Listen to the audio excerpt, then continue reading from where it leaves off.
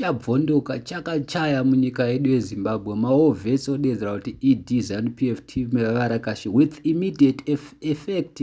ED must step down. Hi guys, welcome to Zim Celebrity TV. If you are new to this channel, please subscribe, but if you are returning subscriber, welcome back. Tera munzwe zvaitarwa nemaovheti zvakatangana nazigawo army commander general akabatsira kuti iwe munangagwawepo ozinzira paZBC kuti basa rapera pana Eston Moyo okunzwa kuti basa rapera kujerera kwakadi ikoko. Tine vana vakawanda vakarara mumasango vasina makuva vachifira nyika ino yakuda kutenwa into a banana republic right. Nana Emerson takatarisa vanhu vachiluta mari takatarisa pobwe ichishupika toita maspectators enyika yatakarwira isusu. Saka isiri kuti semwawo veterans enough is enough. Waratidza kukonewa, hapana kukonewa kunopfuura ikoko. Corruption has become a security threat munyika. Makomo nzizi dzaparara. Hatisi kumbotoziva kuti mari iyo iri kuenda kupi. Machaina ana mabhizinesi akawanda muno haana kana mabhengi. Tiri kuona mabhizinesimeni anongonzi ari kungogova mari.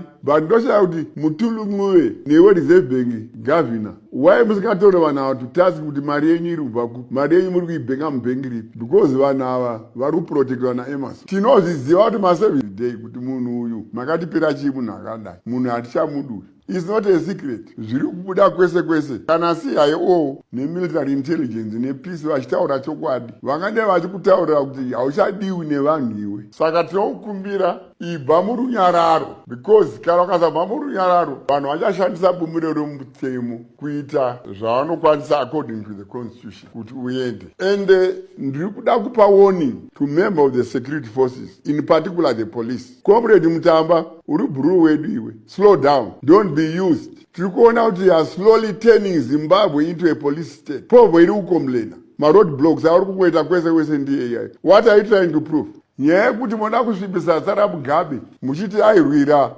magirlfriends kuMozambique, that's bullshit. Hakuna zvinhu zvakadaro. Mugabe anga ane hunhu hwake.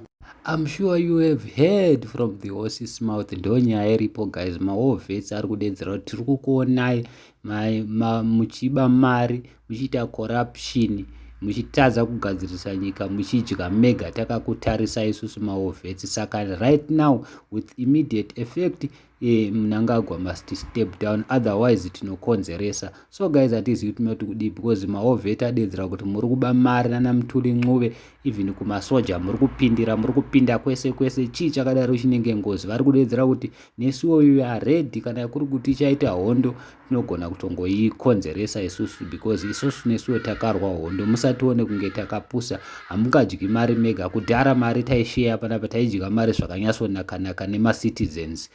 Ma-citizens they must benefit. Ezvinoizvi mari dzematax muri kungotora muchidya mega, asi vanhu vari kubhadhara munjika. So hey guys, chakachaya, zvinhu hazvina kumira zvakanaka. ZANU-PF iri kutovata yakapfeka bhutsu. Thank you so much.